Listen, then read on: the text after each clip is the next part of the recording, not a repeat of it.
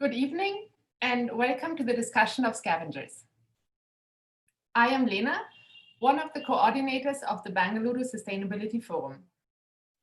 Tonight is the first discussion of Reading for Change, a series by the Bangalore Sustainability Forum, Champaka Bookstore and the Science Gallery, Bangalore. Bangalore Sustainability Forum is an interinstitutional consortium to create a space for multidisciplinary conversations around Bangalore's sustainable future. Champaka is an independent women-run bookstore, children's library and cafe. They bring diverse stories and perspectives for their readers through their books and events. Science Gallery Bangalore is a public institution for research-based engagement at the interface between the natural and human sciences, engineering and the arts. In this series, we will look at the UN Sustainable Development Goals, the SDGs, through books. Each month, we'll focus on a particular SDG with a corresponding book. With this, we attempt to bring the SDGs into our thoughts and daily practice, and not just look at them at distant landmarks in space and time. The first book in discussion is Darren Simpson's book, Scavengers, focusing on SDG11, Sustainable Cities and Communities. Scavengers is the story of a young boy, landfill, and an old man, Babagu, who share a home in a post-industrial space reclaimed by nature, besides a huge landfill next to the city. Landfill doesn't know a world outside hinterland, whereas Babagu seems to be worldly wise, with his share of secrets from another place in time. Circumstances prompt landfill to venture into the big city, and this encounter leaves him with more questions than answers. Can we relate to those questions? What would our answers be? You need to read Scavengers to know more, and I don't want to spoil it for you. But for now, we can listen to our discussants' responses to the book and their thoughts on the links they find with questions around sustainable cities and our approach to dealing with waste in the cities. You can buy the book on Champaka's online store, which ships across India. The link is posted in the comments section. Now, let me introduce the discussants, Seema and Lakshmi, who will discuss the book largely in the context of waste, people working with waste, and waste in our city, Nama Bengaluru. Seema Mundoli is a faculty at Azim Premji University, has extensively worked in conservation and advocacy on issues of mining, land, and forest rights, and education in tribal and rural landscapes. Lakshmi Karunakaran heads the Buguri Community Library Project, an after-school library and art center for over 700 children of waste pickers in Bangalore, Tumkur, and Mysore. With this, I would like to welcome Seema and Lakshmi with us, and over to you. Enjoy. Thank you. Thank you so much, Lena. Good evening, everyone, and thank you for joining us on this session on a Saturday evening. It's great to be here in conversation with Lakshmi. And what we thought we will do is mix a bit of reading from this very interesting book, Scavengers, that Lena was talking about, looking at aspects of landfills and the lives of waste pickers, and then talk about the larger context of waste and sustainability of cities. So I want to begin with a very short reading from the book. And I do recommend the book. It's unputdownable, and I think Lakshmi will agree. Yes, completely. To be read by children and young adults. So as Lena said, there are two protagonists, Landfill and Babagu, who live in an abandoned coal plant next to a waste dump. The part I shall read will give you a very brief description of the landscape that includes, in addition to Babagu and Landfill, a whole range of animals. The names of these animals are also especially interesting because each one is named after an author. So the cat is called Atwood after Margaret Atwood. The husky dog is Woolf after Virginia Woolf. The goat is Kafka after Franz Kafka. A very nice touch, I thought, by the author to the book. And I especially appreciate that there were so many female authors in the list. So I'll just do a very brief reading from starting from page 40 onwards for those of you who have the book. So here it goes. Landfill stirred in drab blue light. He wiped a drool-damp cheek against his pillow and gradually noticed a noise that was even louder than the goats. This is the goat Kafka, steady snoring. He poked his head out from Babagu's overcoat and gazed dozily at the torrent of rain that was hammering the windows. The sleep in his eyes gave way to a keen sparkle. Landfill eased himself up and left the mattress. He crept past the goats and saluted some kittens with a puff and scratch of the cheek. Gander that, Mowlings, he whispered, nodding towards the window. Coming down heavy, the gully will be full. He grinned and slipped into the tiled hallway. After urinating into the stink bucket in the corner, he ran through the double door and hurled himself into the rain. He cackled as warm water pounded his skin, and with the gutter bubbling behind him, loped on all fours to the gully. Landfill stopped at the gully's edge to marvel at the sloshing water. When he spotted two turtles bobbing there, he waved an arm. Hey, where have you been, turtles? Waiting for rain? He moved down the bank until rainwater rose up to his chest, then dived in with a whoop and glided through the water along the gully's center.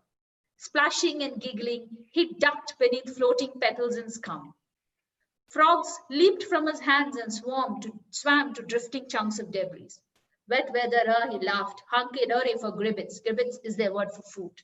For boilings do, called another voice. Landfill turned to see Babagu at the gully's rim, squatting beneath the shelter of some raised pipes. His hat and overcoat was sopping with rain, but he smiled a grim smile. Landfill puffed and scratched a cheek, and Babagu did the same. The boy paddled towards the bank and soon felt concrete beneath his toes. Sorry, sneaked out. The rain woke me and you knew the gully would be full.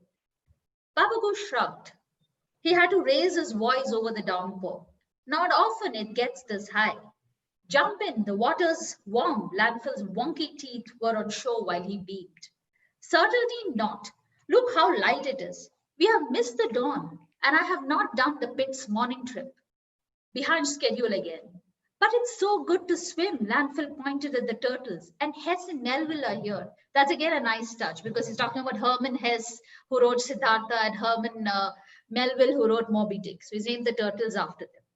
The scavenger crossed his arms. There will be time for turtles this afternoon. All this, he nodded towards the scummy water, won't be going anywhere, and neither will the turtle. Hess and Melville are hardly known for their pace, are they? He chuckled dryly to himself. So what I read is a very brief glimpse into the landscape of the waste dump that Landfill and Babagu live in. This is, of course, a very joyful description of a young boy who is a scavenger, a waste picker, seemingly enjoying himself in a rain-filled stream.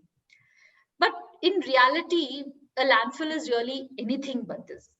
In reality, they are these large, stinking piles of garbage that some of us have seen in and around every city. So some will be in the center of the city, like the Devnar dump in Mumbai.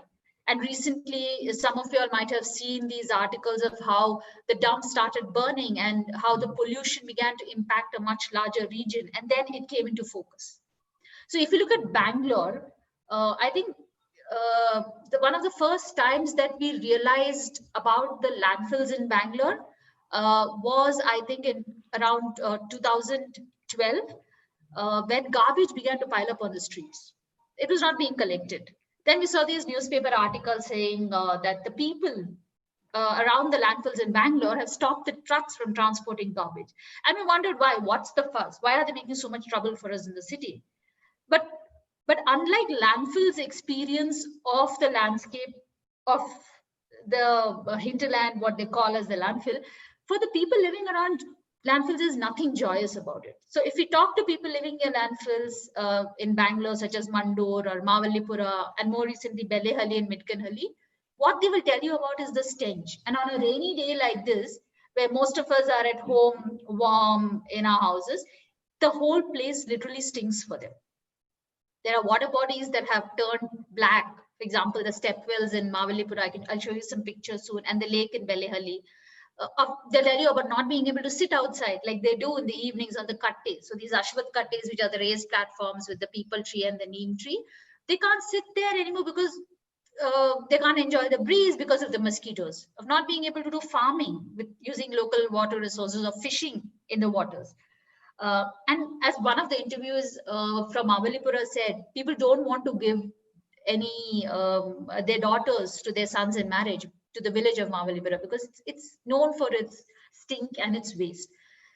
And all this is because of the waste, not that they generate, the people where the waste is dumped generate, but because of us from the cities. We are dumping the waste in their homes. What the people there have are just memories of, if you talk to them, they'll talk about cultivating paddy, avare, chilies, or swimming in the lake. So let me just share a PPT and show you a picture of landfill. And I think every one of us should visit a landfill in our lifetime. It's quite a experience, and I think Lakshmi will agree on that as well, because it's just to give you a sense.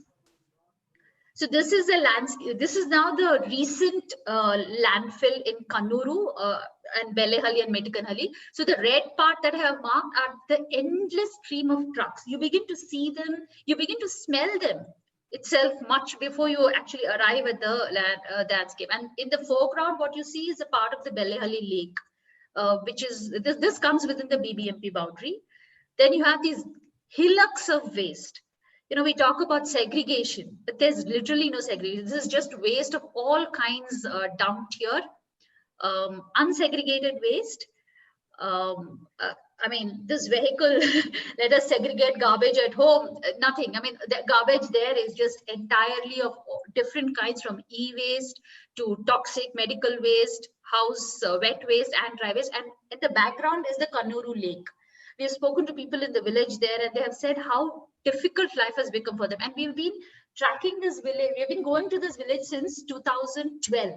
And I remember when we went in 2012, the conversations that we had with the villagers were about how the water in the lake has changed. The quantity of water has changed, not the quality. The quantity of water has changed, and they've discontinued paddy. They're doing ragi now. They're growing chilies. They're growing fodder crops. But the water was still being used for grazing and things like that.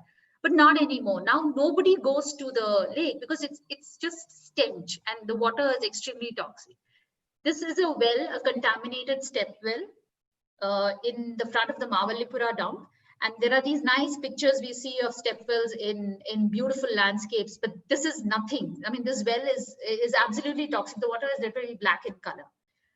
This is leachate, which causes soil contamination. So the entire dump, the hillock of dump is on one side, and the material from that just leaches into the ground next to it. So the Bellehalli dump, where right now the waste of Bangalore is being dumped into, was a quarry.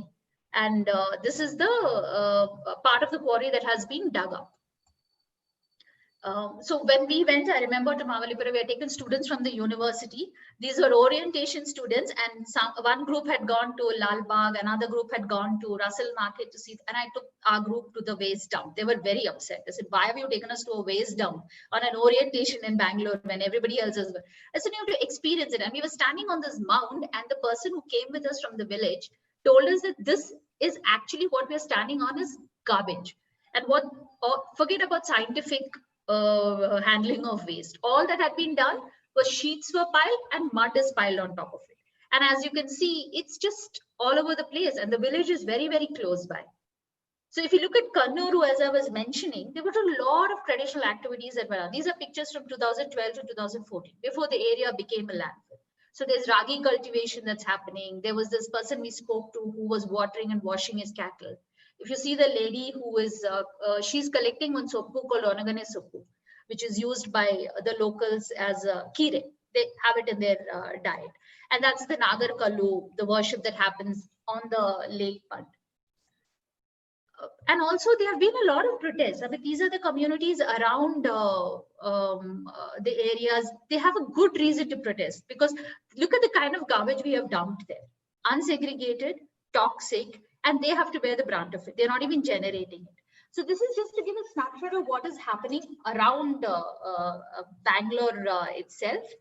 And the book constantly talks about the other, which is the outside world. So Babagu keeps telling landfill that there is this other, the outside world, which is not very safe, which is the enemy. And we have taken to seeing waste the people who live around waste and the people who earn their livelihoods from waste also as the other. So I'll stop here and I will request Lakshmi to come in, tell us about landfill and Babago and the scavengers or the waste pickers, who to us are the others too. Lakshmi on top. Thanks, Seema. Thank you also for bringing in those photographs, because I think so many of us haven't actually seen a landfill and we don't know. And that is what is so also mysterious about waste in some way, of how waste gets handled in large cities, because they just disappear and we don't know where they're disappearing into and what happens to them. So thanks for bringing it there. We'll go back to the book right now.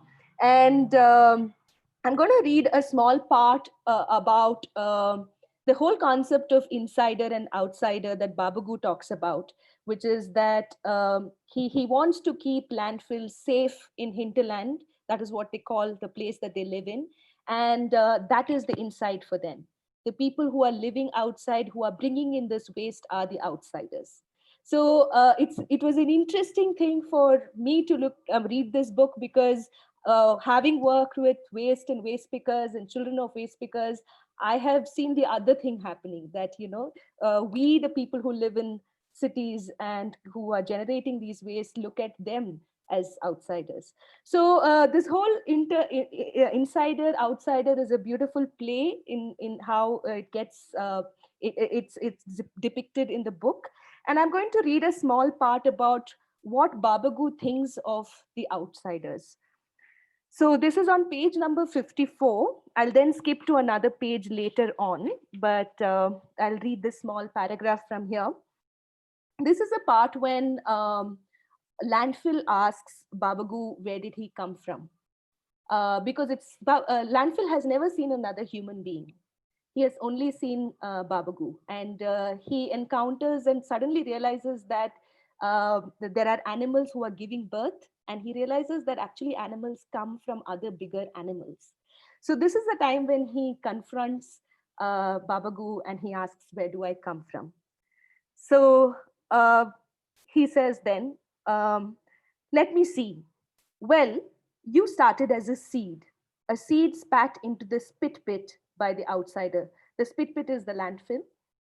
They can't have known what a precious thing they were wasting. But then again, they never do. That's why they'll always be infected by hunger. Why it eats them up and rots their insides. The hunger makes waste, and wasting makes hunger. So it is like Babagu looks at the people in the outside as people who are creating hunger and wasting their lives, and they're rotting from inside. So it's an interesting play that way, how he thinks of people outside. This is on page number 59. So he says, so Babagu asks, do you have to ask so many questions? So he says, is that where they come from? So you were an outsider. So he's asking Babagu, were you an outsider? Babagu looked into the corner of his eyes. I was certainly outside. I was. That's how I found you. And it almost killed me. Had the hunger for a time. So landfill first encounters and asks him, what is hunger? You had the hunger? You also had the hunger? Babagu nodded grimly. How else would I know how awful it feels? What's it like? Landfill asks him. So he says, it's hideous, can't be described. Can you try? So Babagu says, okay, think of the pain you get in your belly when I've not been able to get gull or grubbins from the pit. Now multiply that pain to 1,000,000 times, and still you're nowhere near that hunger. The hunger infects your stomach with fear, and when your stomach's full, it infects your mind with hate. It blinds you and makes you do awful, awful things. So it's interesting how Babagu looks at waste and people who are wasting away as outsiders. So maybe this is a good point to also enter this conversation about who are the people who work in waste, and who are these people who are making a living out of waste, living around waste. I will go back and continue the story that Seema started, which was around the landfills, and take off from there of what happened to Namma Bengaluru at that point, and how certain reforms in waste and waste management and for waste pickers have happened, and how they have played out in the last 8 years. So I would first start with maybe talking about who waste pickers are. I also have a small video to play from one of our waste picker friends that we recorded earlier. I could play that as well for you. But let me start first with sharing my screen and sharing this. Can you see my screen? Yes. Yeah. So we are exactly that story where Seema left, the 2011 and 2012 garbage crisis in Bangalore. And you can also see the line of trucks that were nearing these villages and what was happening in the city in the picture just next to it on the right. So when the cities broke out, when the villages broke out in protests, they were not allowing any trucks to dispose of waste in the landfills, which meant that our streets were filled with garbage.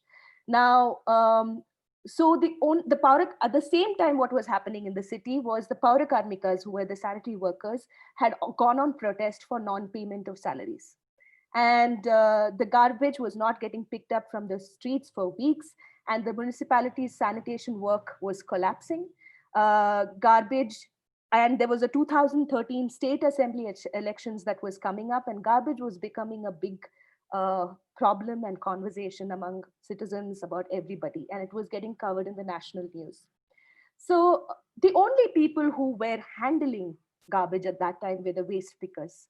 These were the people who are going around the streets, looking at all of these black spots and picking out recyclables from it and going and selling it at the end of the day, and making their salary, making their living out of it, but also contributing to the city in some way, helping some of these wastes at least reach recycling places, right? So these were the waste pickers. And that was the first time we started to also look at who are these waste pickers. Here are the only people who are very quietly and silently working. People, I mean, waste pickers at that time, even now, waste pickers across the country are looked in very bad light, unfortunately. There are dogs chasing them because they are walking around with a sack on their backs, picking up stuff from the street, recyclable waste from the street, and they also are chased by dogs. By police gets hold of them. People think they are thieves. So it was a lot of harassment on the street that they were anyways going through. So let's look at who a waste picker is. So the waste picker basically is an occupation that has come about at the intersection of different kinds of marginalization around caste, around class, around religion, around gender, and different kinds of occupation that we have. So it is basically a survival strategy for many who have slipped down the poverty line. And but if you actually look at them, we would like to call them as silent green workers. They are environmentalists. They are the people who very quietly work on the grassroots level, on the streets, walking, sometimes walking 20, 30 kilometers in a day, picking up recyclables from the streets that we sometimes very irresponsibly throw away. So around that time, there was a study done by the organization that I work with in Hasrudala, which was the 2012 study, which looked at what is it that these waste pickers were contributing to the local Bangalore municipality called the BBMP. And it figured that we are, at that point, we were creating more than 3,400 tons of plastic per day in Bangalore. And there were more than 35,000 waste pickers in Bangalore. And waste pickers were recycling and going through over 1,000 tons of waste every day, these 35,000 waste pickers, through their hands and picking out recyclables from the dumps on the streets. And 49% of them were women. So women at that point, women waste pickers, of course, on the roads have other kinds of harassment happening also. We've encountered women waste pickers who've gone through sexual harassments as well. So, and they were earning about 250 to 300 rupees after 10 hours of working. And it was very difficult for them to sometimes get waste as well. So we also discovered that this, while going through this 1,050 tons of waste per day, what were they doing? They were saving the municipality 84 crores of rupees every year. So that was their contribution to the city, and it was completely going unrecognized. And that's where there was a need to first recognize the contribution of waste pickers, give them the dignity of labor, and also provide them with sustainable livelihood options, and create spaces for inclusion for them. So yeah, that's where the waste pickers are, and this was an introduction to what happened and why waste pickers came to the forefront during the 2012 crisis of garbage crisis. I'll now play a video of our friend Mansoor.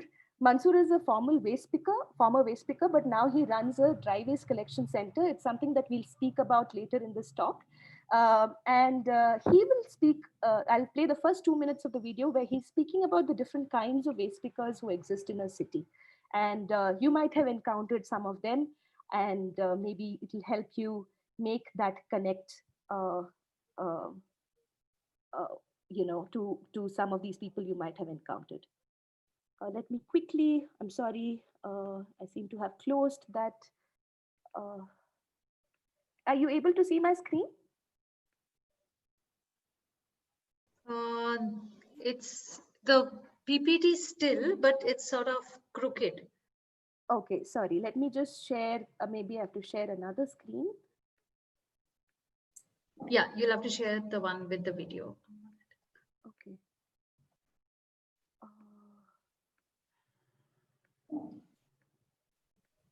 Just try stop sharing the screen once, and then yeah, maybe I'll do that. Yeah. So I'll stop sharing and then I'll share this. Yes. Is it clear now? Can you see it now? Yeah, we can see this. Okay. Sorry about that small hiccup, but I'll say here is Mansoor's video. And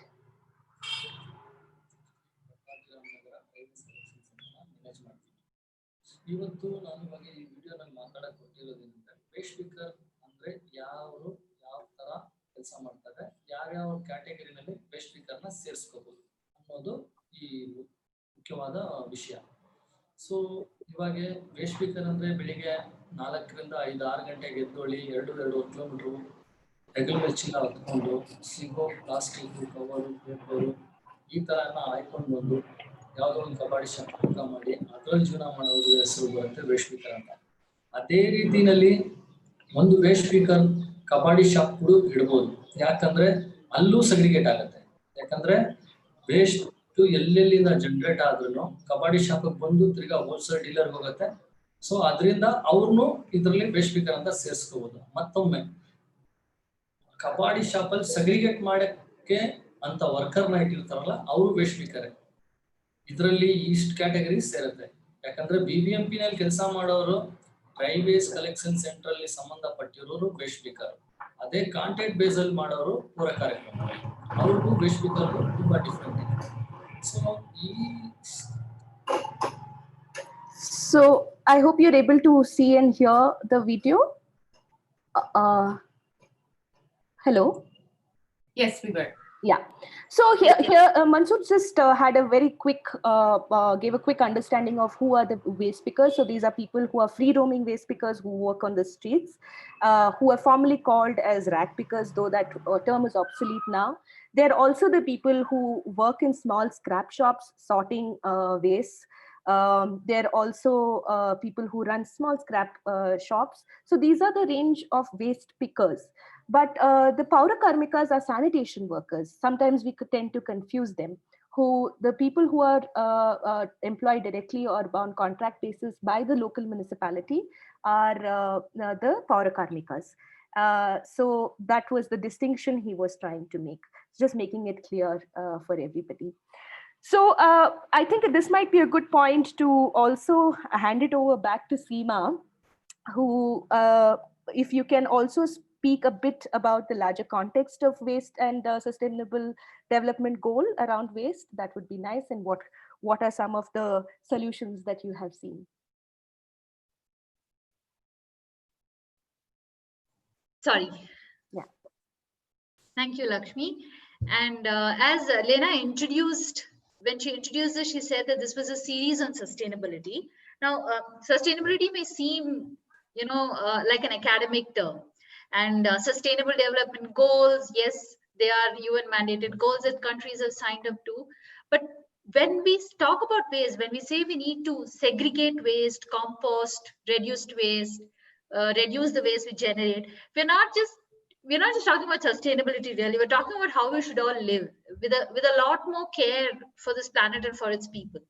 So I've recently moved to Sarjapur, and I was mentioning in an earlier conversation with Lakshmi that I'm actually ashamed to be talking about sustainability and waste today, because the place I've moved in the apartment, it's in the Gram Panchayat area outside the BBMP limits, and there's absolutely no waste segregation. So I was actually horrified. I know that maybe even in the BBMP limits, when the waste is segregated, ultimately it ends up in a landfill with really no segregation happening.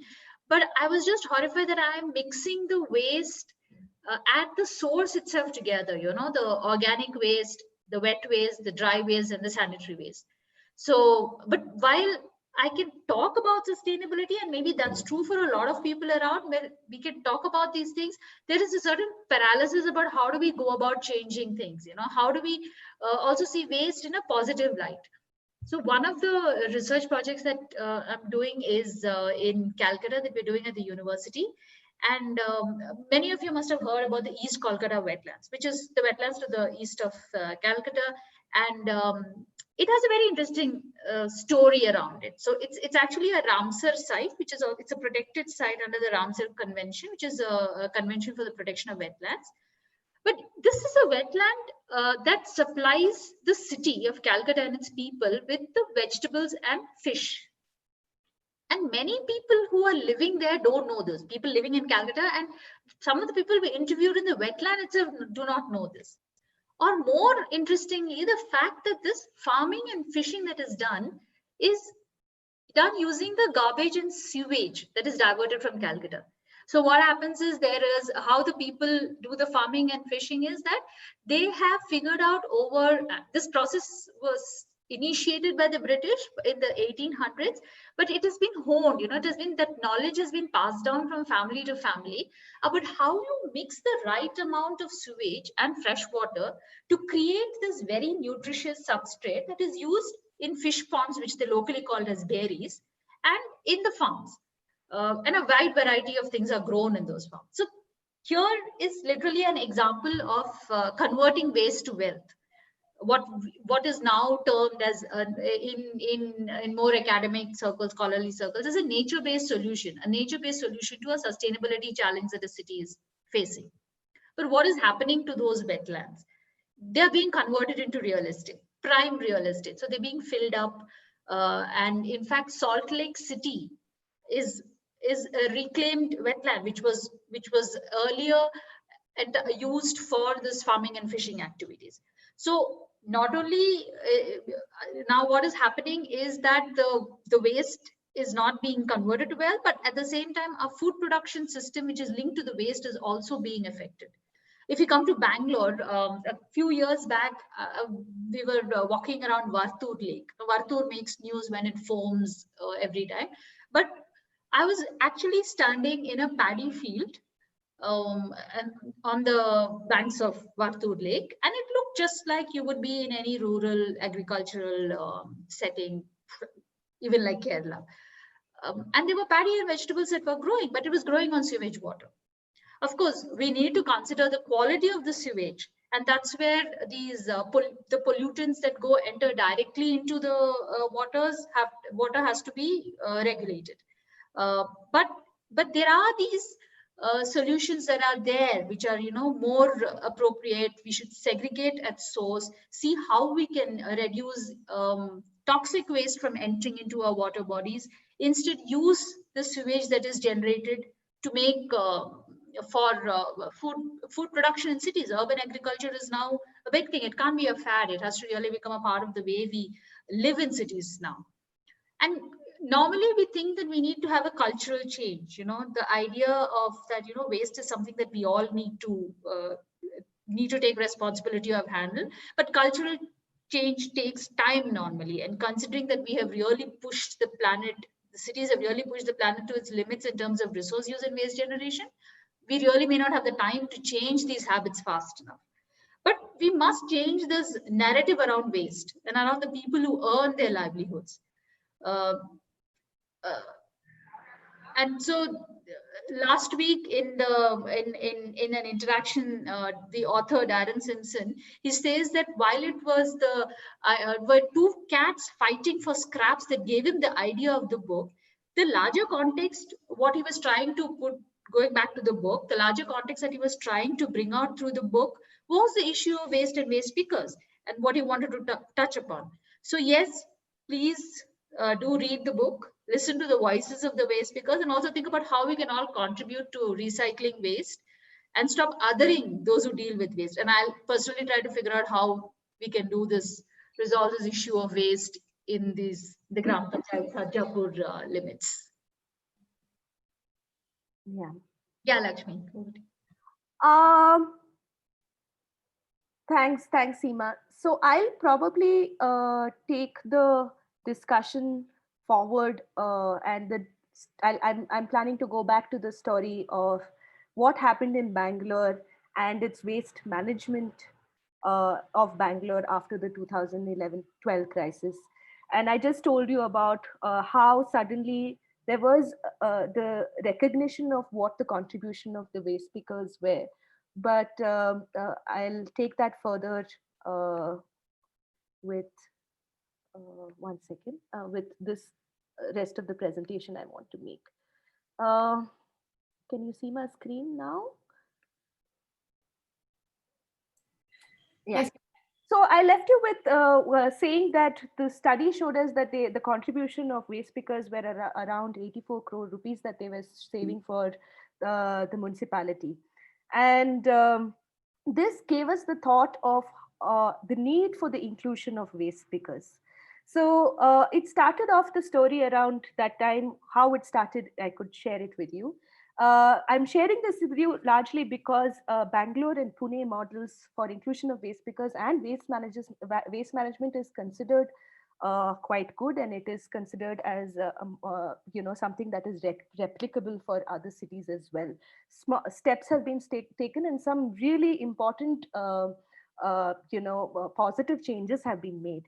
Of course, things are still unstable on the ground sometimes, and it requires, a huge force to make this possible, which is, like Seema was saying, at the end of it is the responsibility of each citizen. But I'll tell you what is the framework that is available right now and how it happened. So in 2012 and 13, there was a solid waste management roundtable was formed, which is a citizen-run think tank. And they, along with other NGOs, including Hasiru Dala, proposed what is the kind of waste segregation that we need for the city, which said that we need wet waste, we need dry waste, and we need the sanitary or the reject waste. So you need to segregate waste in every home, segregation at source, and 3 different levels. So the organic waste, and they said that there needs to be a decentralized waste management system. There are 198 wards in Bangalore in 9 zones, and each ward should be able to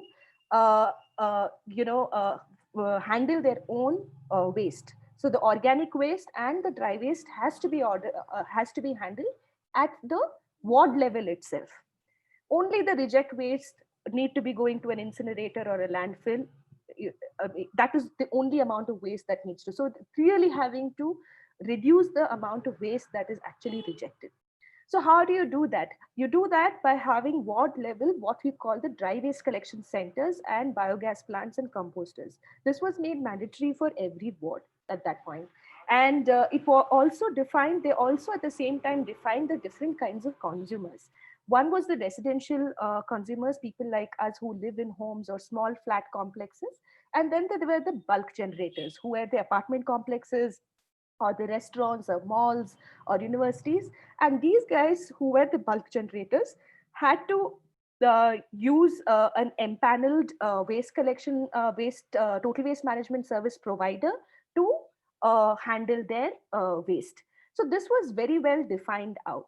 And this led to the possibility of inclusion of waste pickers. So when this was laid out as a framework, what was happening before was mixed waste was being gathered from door to door and taken to a landfill far away from home and dumped. Now we were saying that this has to be completely decentralized, which means that there would be dry waste collection centers, there would be biogas plants, there would be large composting units.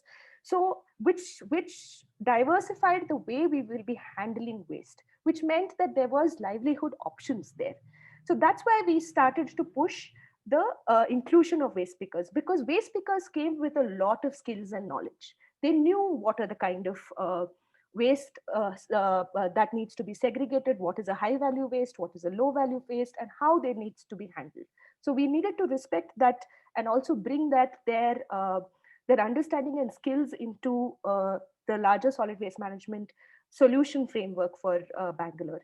So some of the things that we did was to have an affidavit filed to the Indian Waste Picker of the Indian Alliance of Indian Waste Pickers, to the Lok Adalat, and multiple steps were being taken and to push basically waste pickers to become a part of this larger solid waste management systems of Bangalore.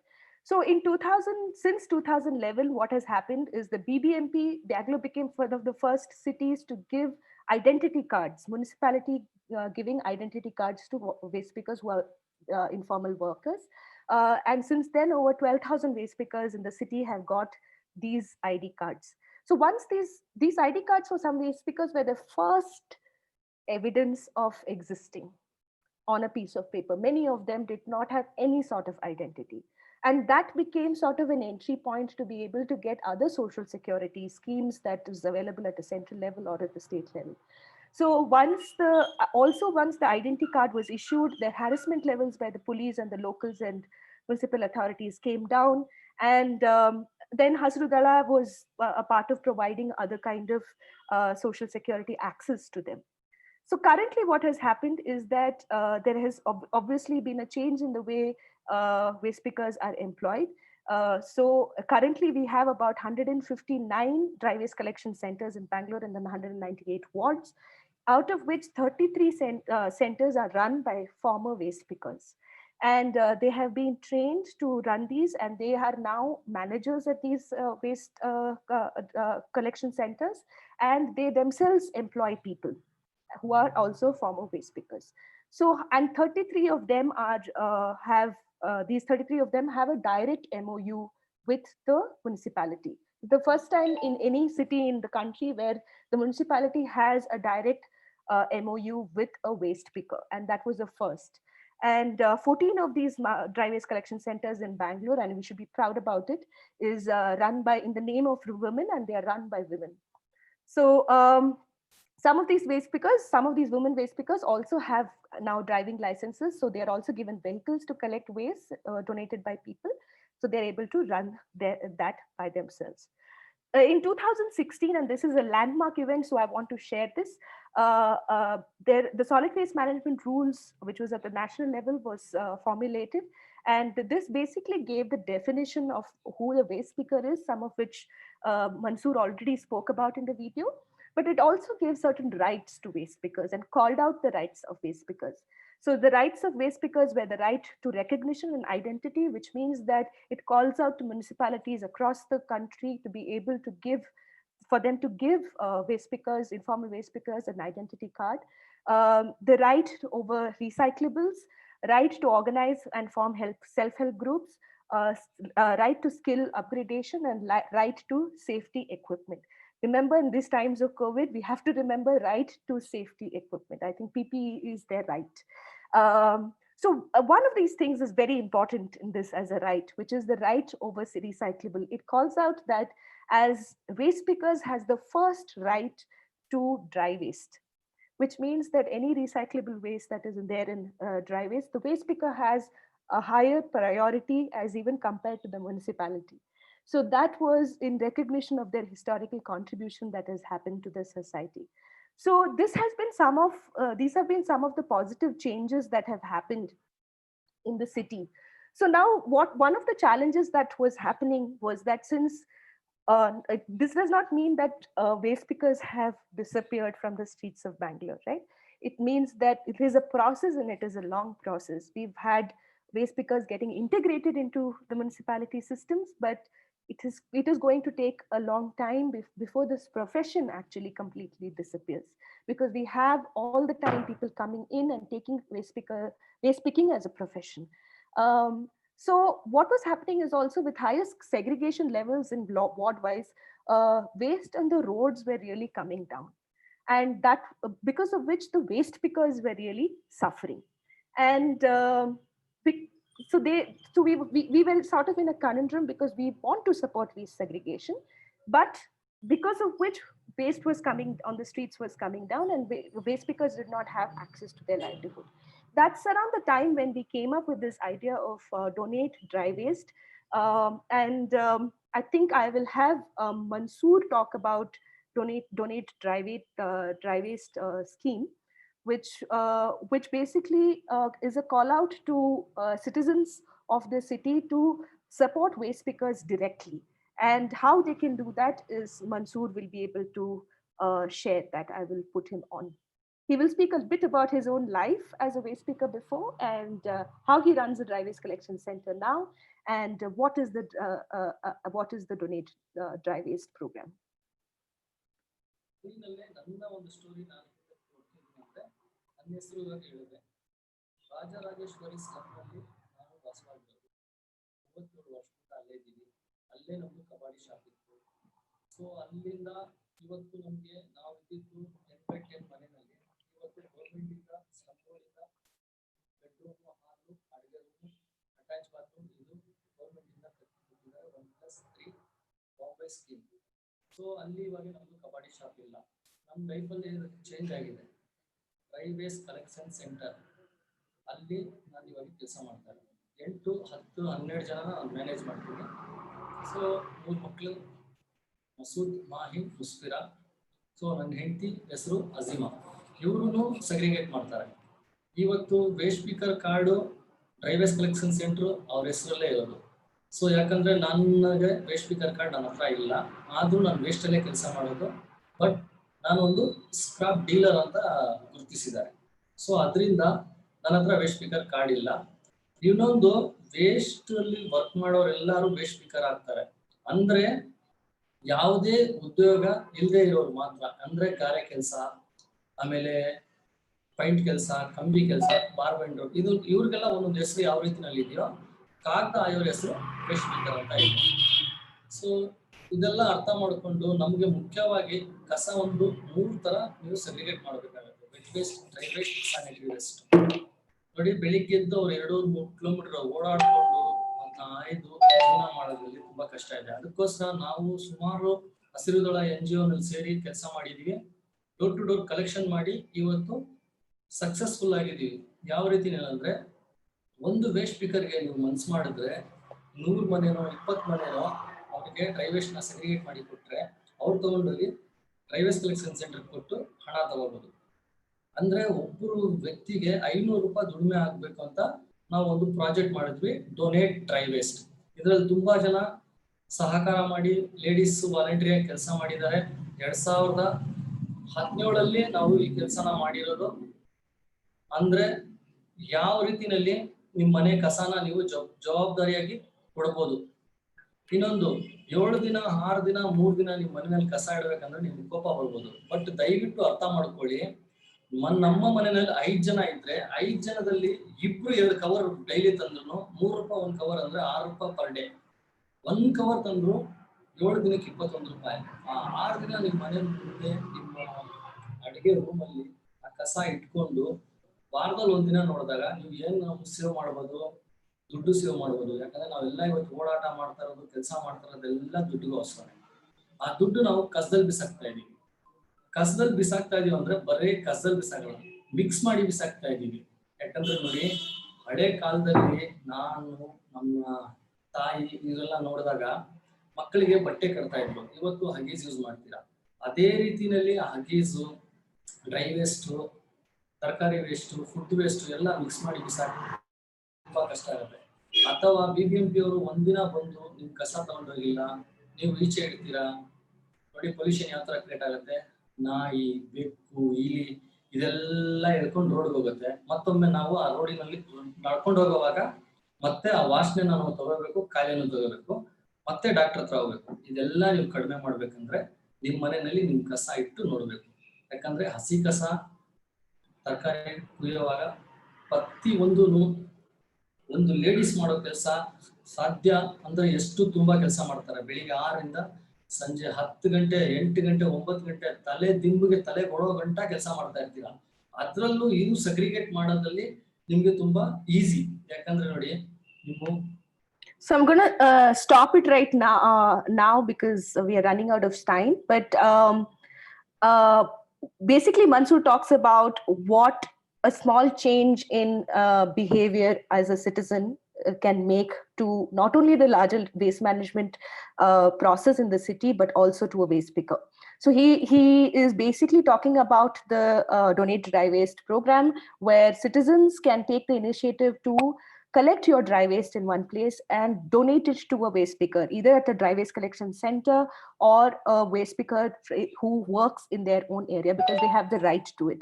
At one point in the video, he says that you can't give money to you can't keep giving money to people who are in such conditions, but you can always give waste. And there is a livelihood that can be created out of waste, and you'll make sure that your waste is responsibly reaching a recycling unit in some level.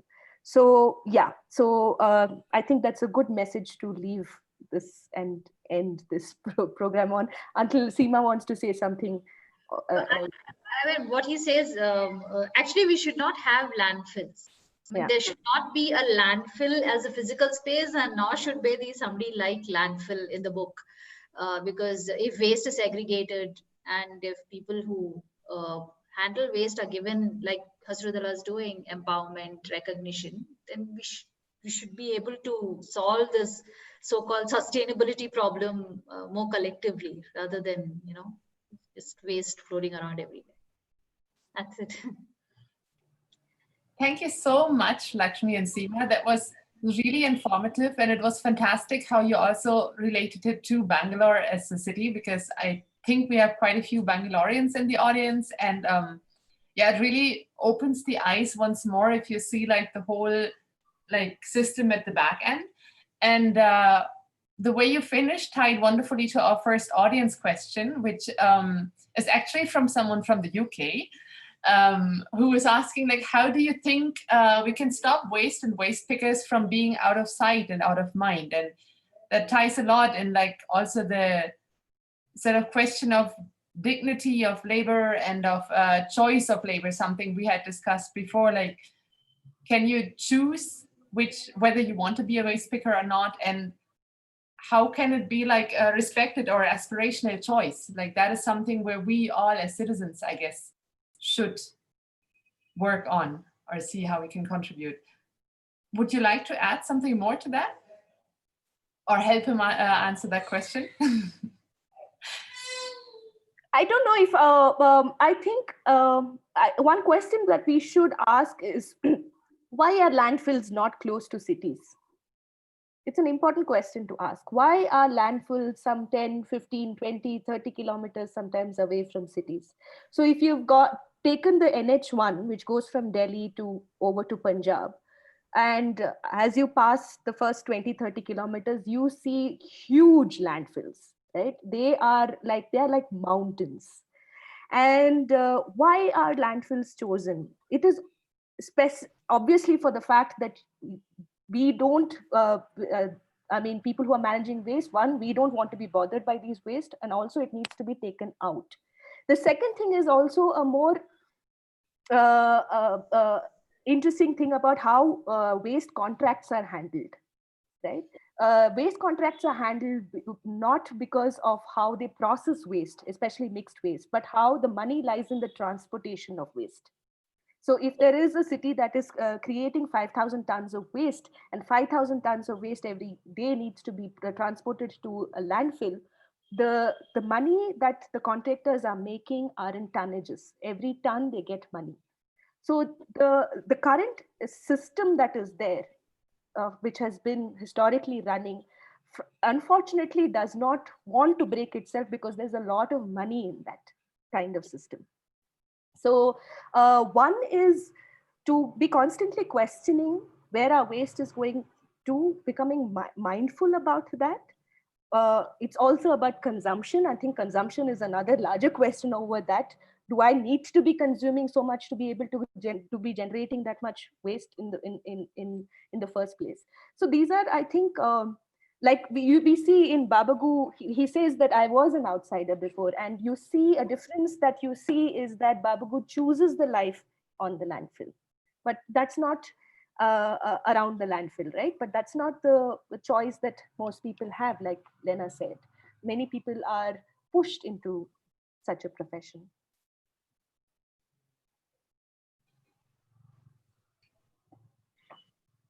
Thank you. Yeah, this out of sight and out of mind is also something which I got reminded of in the last bits of the book. But I'm just thinking, if people want to read it, it's probably not a good idea to talk about it right now. So they should read the book, and everybody should visit a landfill once in their life. I think it should be a part of every school trip. Yes, yes. I think it is an important one, is to landfill, and also to have possibility of, I mean, I have been always telling anybody who approaches me and asks me about, how is waste managed in your city, or in our city, or something, any question, I've always asked, have you visited your dry waste collection center? It's in your ward. Do you know where it is? So even if you can't go to a landfill, go to your local dry waste collection center. It must be a few kilometers from your home. So we should probably start from there, to look at who are these people who are running your local dry waste collection centers, what kind of waste is coming there, engage with the process.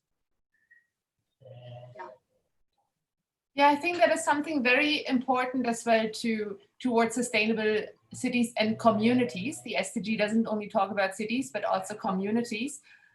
And I think personally that a sustainable community means it is a community where everyone has a space.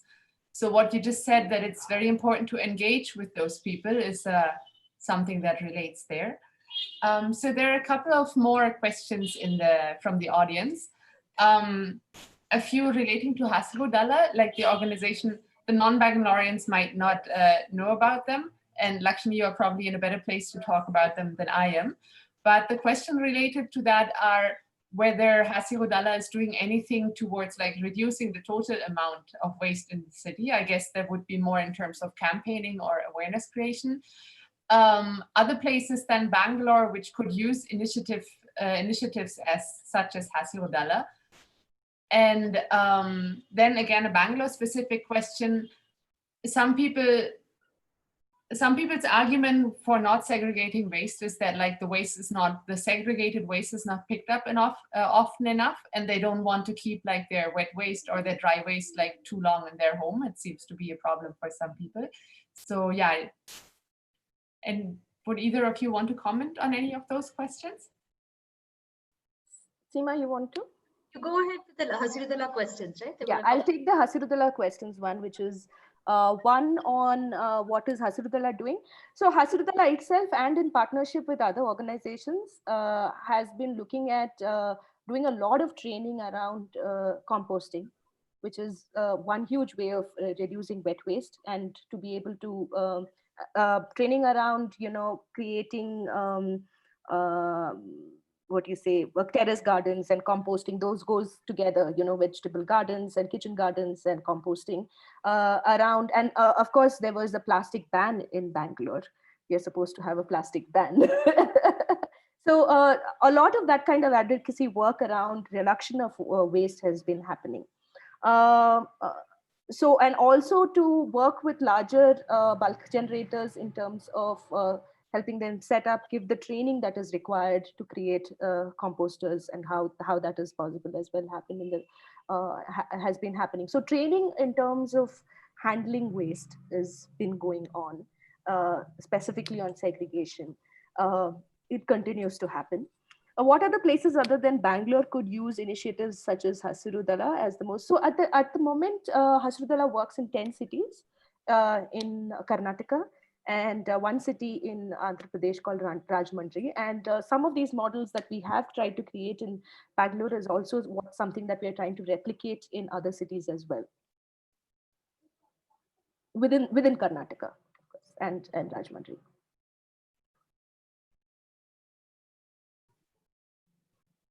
I think somebody had asked a question on why the BBMP doesn't collect waste often enough, and why and that's one of the reasons why people don't want to segregate and keep this waste. But I think that's where we do have things like the 74th Amendment, which says that there is a local, it's legally given us as citizens the right to question our representatives, the corporators, at the ward level, ask them.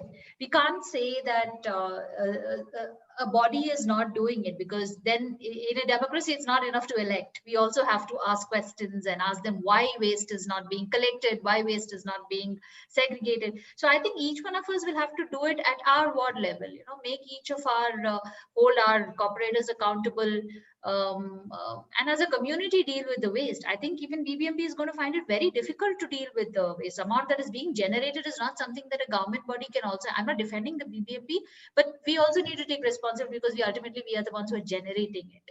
And even if that we need to reduce, we need to recycle, we need to connect with the waste pickers, stop othering them, maybe have a relationship with them at the ward level as well, whichever ward we are in. I, for the longest time, didn't know what my ward number was. And it's only after I began to read about what the 74th Amendment, how the urban local bodies give you these opportunities to engage with your administrators, that have even cared to find out about a ward. So I think we need to engage more in that's the point of being a democracy, I guess, still.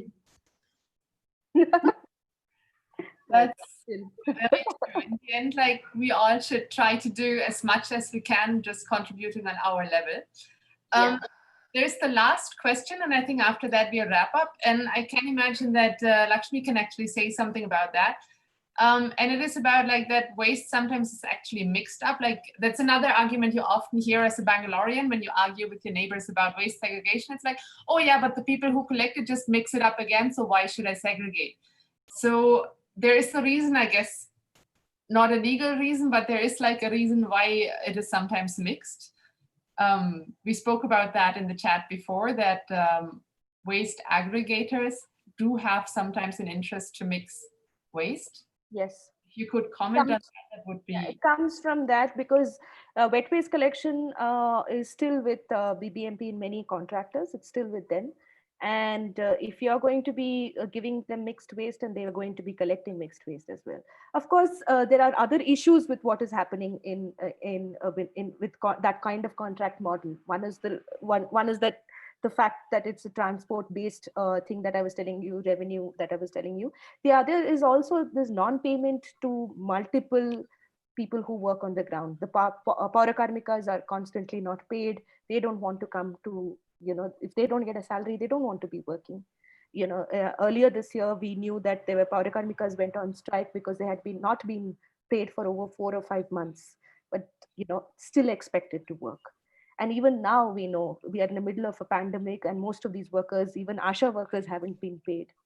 So it is, I know of people who've been complaining that the Paurakarmika has not turned up, or this person has not done this job, or that person. But it is also for us to hold our government and our municipal bodies accountable for non-payment. We cannot expect, while we sit at home very safely, expect people who are on the front lines to work, of course, yes, but also work while they're not getting paid.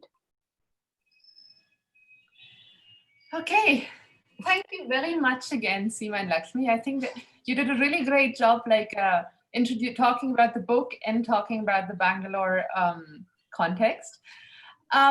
We had a book giveaway in the run-up to this event where we actually wanted to know from citizens in Bangalore from people overall, what would you do or what you think needs to be done for a sustainable city?